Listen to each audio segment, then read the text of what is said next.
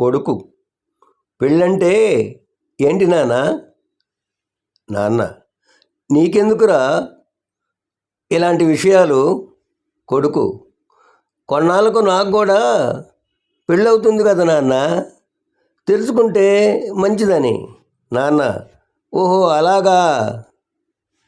Body తప్ప brain ఎదగని మగపిల్లాడిని కంట్రోల్లో పెట్టడం మా వల్ల కాదని తల్లిదండ్రులు చేతులు ఎత్తేస్తే జాలిపడి ఒక అమ్మాయి దత్తత తీసుకొని తన కంట్రోల్లో పెట్టుకునే దాన్నే పెళ్ళి అంటారు నాయన.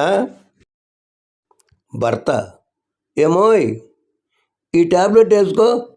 భార్య: నా ఆరోగ్యం బాగానే ఉంది కదండి, ఎందుకు? భర్త: ముందు వేసుకో, చెప్తాను కానీ. భార్య: సరే వేసుకున్నాను, ఇప్పుడు చెప్పండి.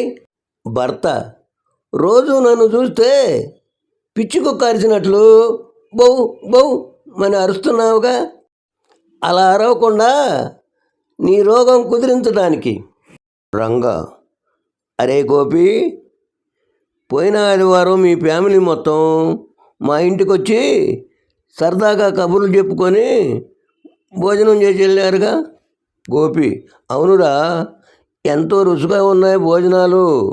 రంగా: మా ఆవిడ చేతితో చేస్తే ఏదైనా అంతే.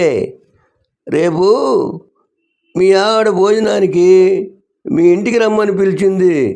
గోపి: ఒరేయ్, నీకు దండం పెడతా, ఈ మాట మా ఆవిడతో చెప్పొద్దు, నాకు వంట చేసే ఓపిక లేదు, ప్లీజ్ మీరు రావద్దు.